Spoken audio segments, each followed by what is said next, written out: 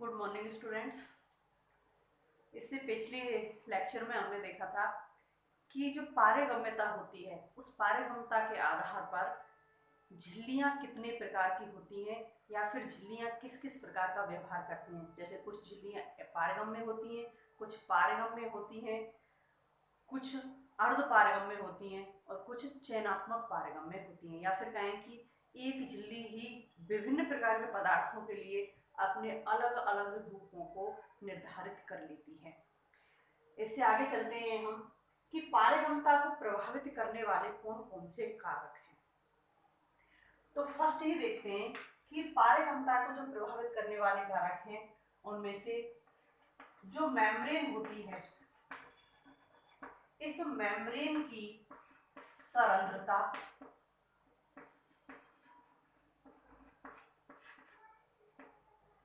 मोटाई कारक भी पारगम्यता को प्रभावित करते हैं। सरंध्रता मतलब फोर्स। अगर मेम्ब्रेन में अधिक मात्रा में या अधिक संख्या में छिद्र उपस्थित हैं तो यहाँ पर आराम से आवाजाही हो सकती है। या फिर कहें कि उन छिद्रों की चौड़ाई अधिक है, ज़्यादा चौड़े छिद्र हैं तो उसमें से बड़े आयन भी आसानी से निकल सकते हैं। या फिर कहें कि मेम्ब्रेन की अगर मोटाई अधिक है तो भी वहाँ पर अवरोधक का कार्य करती है। अगर मोटाई कम है, थिक मेम्ब्रेन है, तो वहाँ से भी अणु आसानी से निकल जाते हैं। सभी तो नहीं, लेकिन कुछ अणु यहाँ से आसानी से निकल जाते हैं। और मेम्ब्रेन पर कौन कौन से घटक या कारक नहीं घटक,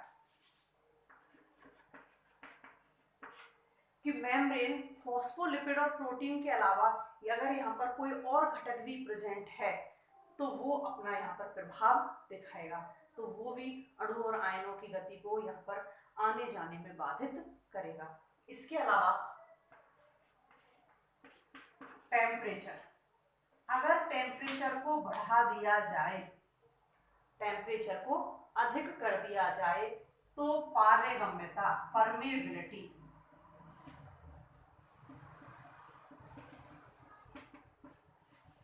बढ़ जाती है। कारण जो छिद्र उपस्थित हैं इन छिद्रों का डायामीटर बढ़ जाता है, व्यास बढ़ जाता है, जिसमें से अणु और आयन आसानी से गति कर लेते हैं। तो टेम्परेचर बढ़ाने पर भी परमेबिलिटी चेंज होती है, परमेबिलिटी बढ़ जाती है। एज, अगर किसी कोशिका की एज अधिक है तो परमेबिलिटी भी क्या होगी, अधिक। उम्र के साथ साथ पारगम्यता बढ़ती जाती है। और अगर सर्वाधिक पारगम्यता वाली कोशिका की बात करें तो मरणासन अवस्था में जो कोशिकाएं होती हैं उनकी पारगम्यता सबसे अधिक होती है। उनके अंदर मॉलिक्यूल्स के, आयंस के, जल के जाने की संभावना सबसे ज्यादा होती है। तो एज कम होगी तो पारगम्यता भी कम होगी, एज अधिक होगी तो एज के साथ साथ इन पर पारगम्यता भी चेंज हो जाती है। पीएच, क्या पीएच से भी पारगम्यता पर कोई अंतर आता है? हाँ, पीएच बढ़ाने से घटाने से दोनों से ही पारगम्यता पर अंतर आता है। अगर हम पीएच बढ़ा रहे हैं तो परमेबिलिटी भी क्या हो जाएगी, बढ़ जाएगी, और पीएच घटा रहे हैं तो परमेबिलिटी भी घट जाएगी। तो यहाँ पर ये फैक्टर पारगम्यता को प्रभावित करते हैं। नेक्स्ट टॉपिक देखते हैं, परासरण।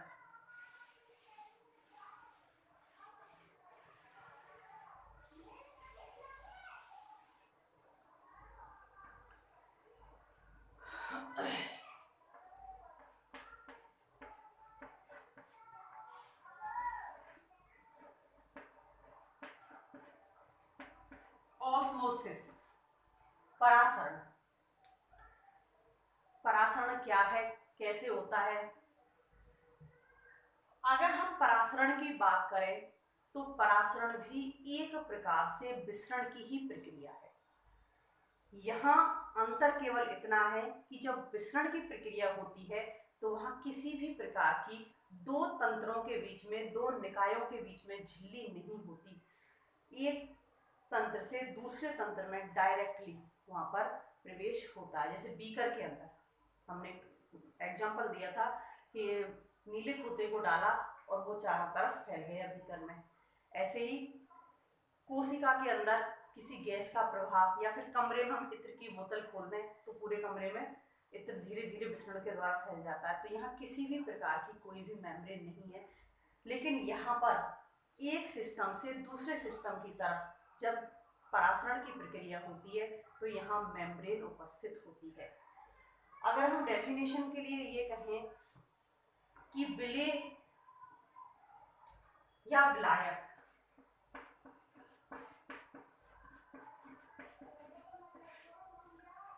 मेनली विलायक ही लेते हैं, सॉरी विलेय नहीं विलायक लेते हैं। विलायक के अणु अधिक सांद्रता से,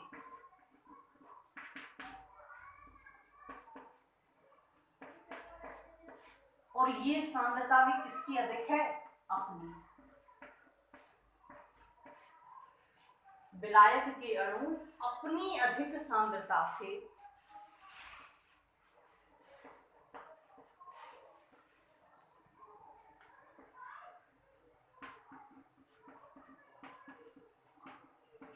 कम सांद्रता की ओर गमन अर्धपारगम्य झिल्ली से करें।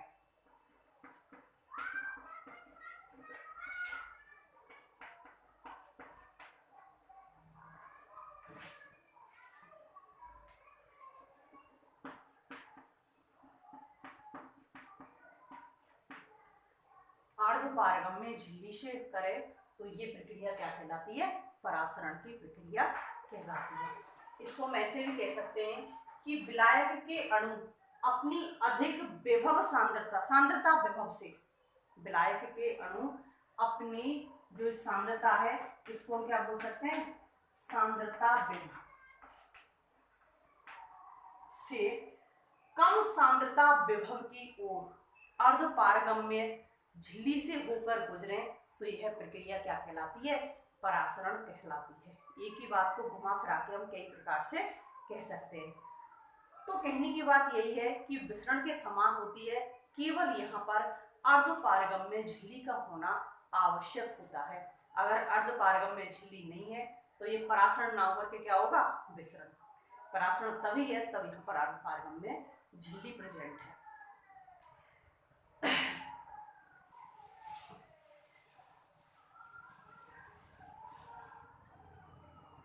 जो प्लांट्स हैं, प्लांट सिस्टम में यहाँ पर विलायक के रूप में प्लांट्स के अंदर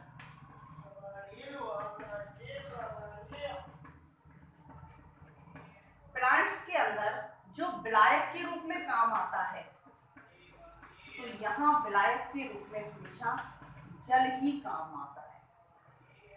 विलायक के रूप में जल का ही प्रयोग किया जाता है क्योंकि आसानी से यहाँ पर उपलब्ध होता है। तो यहाँ हम विलायक की जगह अगर ये कह दें कि जल के अणु अपनी अधिक विभव सांद्रता से कम विभव सांद्रता की ओर अगर अर्धपारगम्य झिल्ली से गुजरे तो यह प्रक्रिया क्या कहलाती है? परासरण कहलाती है। तो वो भी उचित है। तो यहाँ पर विलायक के रूप में जल का उपयोग किया जाता है। अब इस परासरण को नापने के लिए एक उपकरण बनाया गया जिसे हम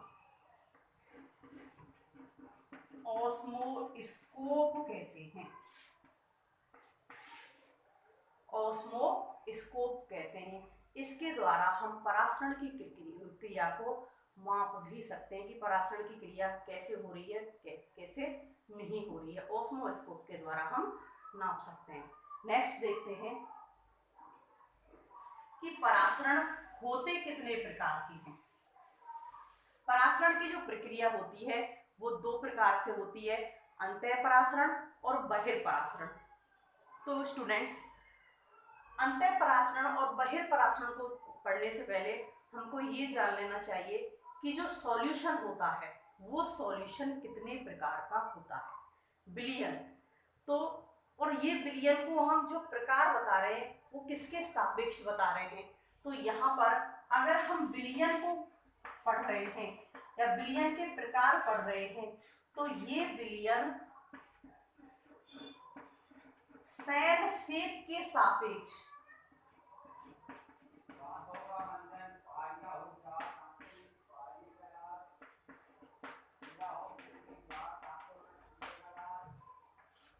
सेल शेप को कहते हैं, शेप का मतलब होता है रस, कोशिका रस। ये विलयन जो कोशिका का रस है इसकी सांद्रता के सापेक्ष देख रहे हैं हम। तो इसके सापेक्ष यहाँ पर 3 प्रकार के विलयन होते हैं। पहला समपराशरी, और समपराशरी आइसोटोनिक। दूसरा होता है अल्पपराशरी,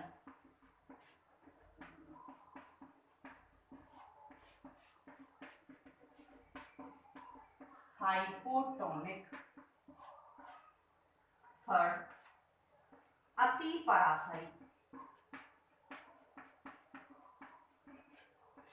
और अतिपराशरी होता है हाइपरटोनिक। तो इस सेल शेप की सांद्रता के सापेक्ष ये 3 प्रकार के सॉल्यूशन होते हैं। समपराशरी सॉल्यूशन कौन सा होता है? अगर सेल शेप की सांद्रता और इसकी सांद्रता बराबर है, कोशिका रस की सांद्रता और विलयन की सांद्रता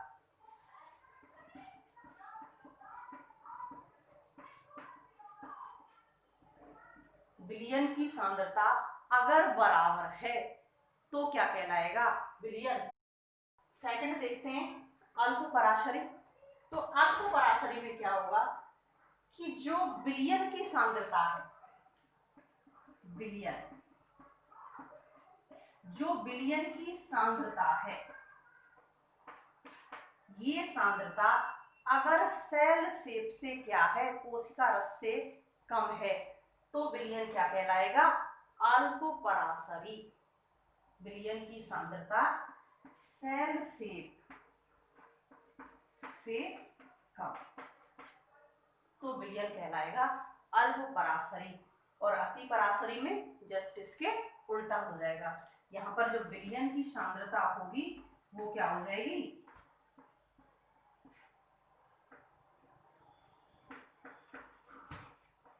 सेल शेप से जाएगा। तो विलयन कैसा होगा? अतिपराशरी। इनको जानना इसलिए जरूरी है क्योंकि अभी हम पढ़ेंगे बहिर्परासरण और अंतःपरासरण। तो नेक्स्ट देखते हैं बहिर्परासरण और अंतःपरासरण।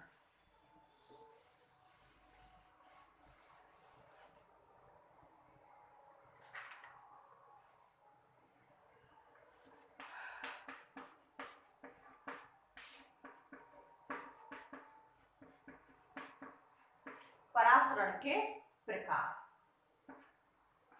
परासरण 2 प्रकार का होता है, अंतःपरासरण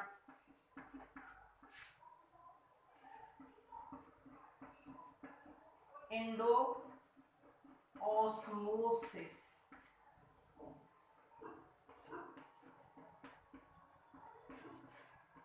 बहिर्परासरण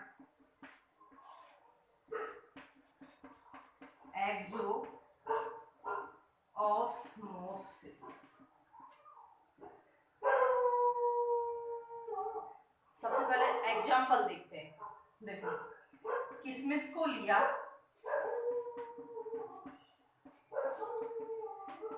और जल में डाल दिया, किशमिश को लेकर के जल के अंदर डाल दिया, तो कई घंटे के पश्चात किशमिश क्या हो जाएगी? स्फीत। किशमिश स्फीत।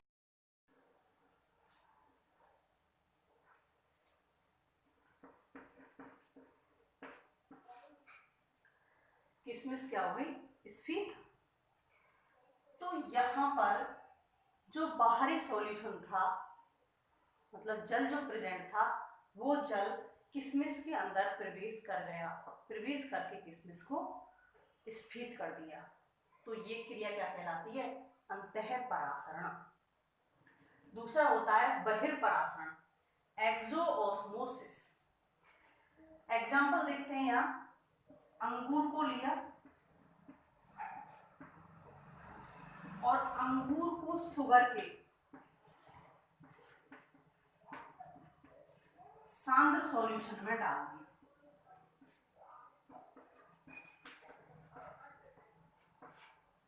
कुछ समय के पश्चात अंगूर क्या हो जाएगा, पिचक जाएगा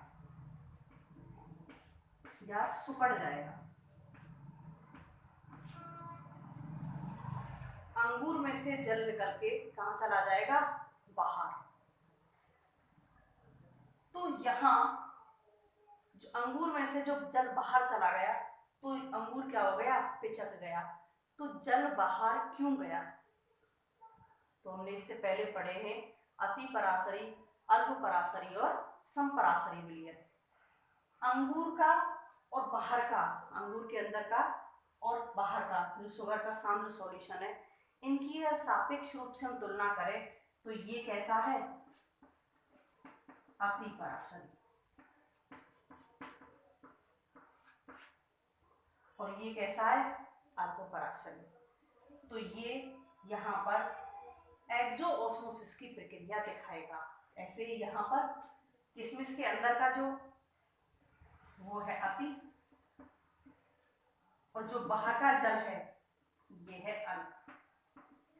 ये अल्प पराशरी और ये अति पराशरी। यहाँ जल अंदर जाएगा। अगर कोशिका के अंदर जल आ रहा है तो कहलाता है अंतःपरासरण, कोशिका के अंदर से जल बाहर जा रहा है तो कहलाता है बाह्य परासरण। इस प्रकार परासरण के दो प्रकार के होते हैं। नेक्स्ट देखते हैं,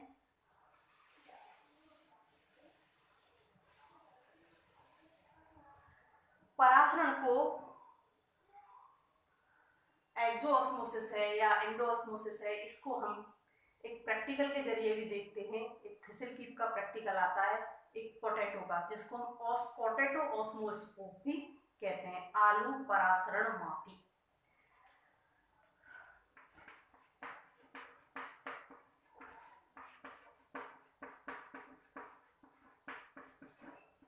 आलू परासरण मापी। तो स्टूडेंट्स, हमने एक आलू लिया और आलू की जो आउटर स्किन होती है, जो छिलका होता है, उसको छिलके को हमने हटा दिया। छिलके को हटा करके एक तीखे चाकू की सहायता से हमने आलू के अंदर एक कैविटी बना ली, एक गुहा बना ली, और उसको लेकर के नीचे से प्लेन कर लिया, और प्लेन करने के बाद में पेट्री डिश के अंदर रख दिया।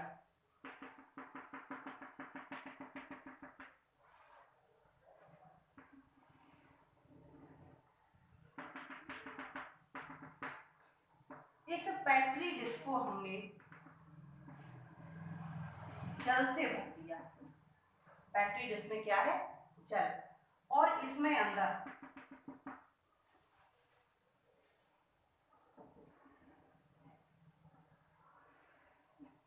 जो कि ये आलू है, और आलू के अंदर जितनी हो सकती है, ये बाहर वाली परत को हम बारीक रखेंगे, पतली रखेंगे, और यहाँ पर एक कैविटी का निर्माण कर लेंगे। इस कैविटी में एक निश्चित स्तर तक हम यहाँ पर सॉल्यूशन भर देंगे, और यहाँ पर ये क्या लगा दी, आलू, और यहाँ पर भर दिया हमने शुगर सॉल्यूशन।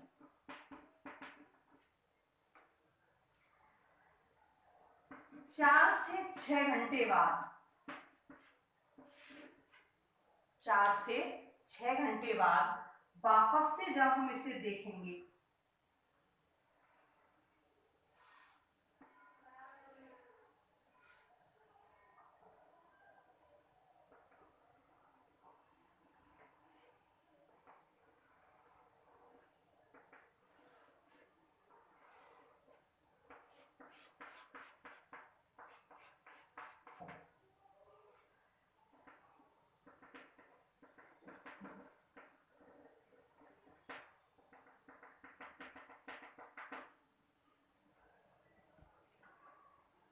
देखो स्टूडेंट्स, बाहर कैसा विलयन है, अल्प परासरी, और अंदर कैसा विलयन है, अति परासरी, शुगर सॉल्यूशन।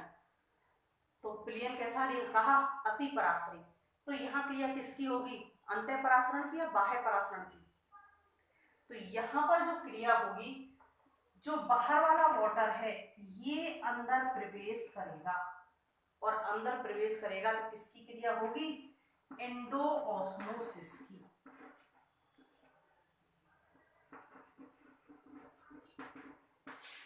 तो ये डायग्राम एंडोऑस्मोसिस को शो कर रहा है। तो यहाँ इसका लेवल बढ़ जाएगा। हमने जो आलपिन लगाई थी, इस आलपिन से यहाँ लेवल घट जाता है और यहाँ पर लेवल बढ़ जाता है। ये क्या है, शुगर सॉल्यूशन, और यहाँ ये क्या है, वाटर।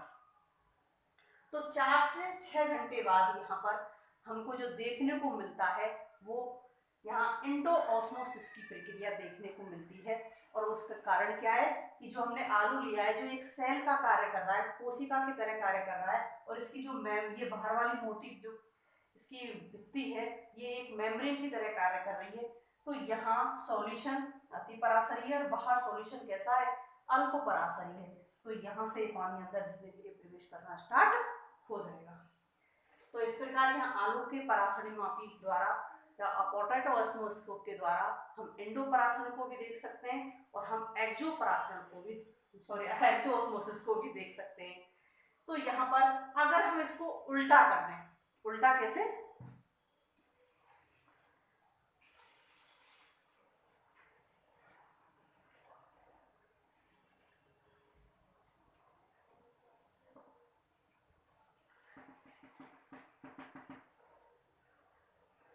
इसके अंदर जल भर दें और यहाँ पर शुगर,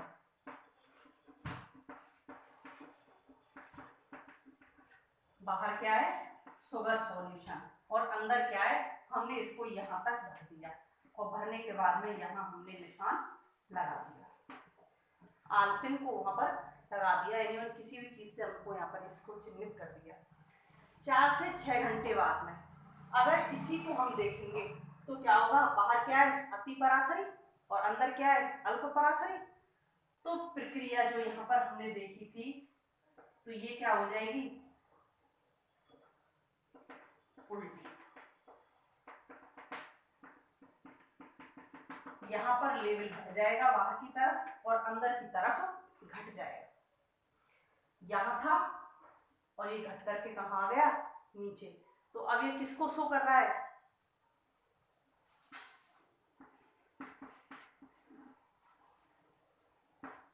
एक्सोऑस्मोसिस को, बहिर्परासरण को शो कर रहा है। तो पोटैटो परासरण मापी से, पोटैटो ऑस्मोस्कोप से हम दोनों ही प्रकार की परासरण को, बहिर्परासरण को और अंतर परासरण को दर्शित कर सकते हैं। नेक्स्ट देखते हैं हम परासरण दाब।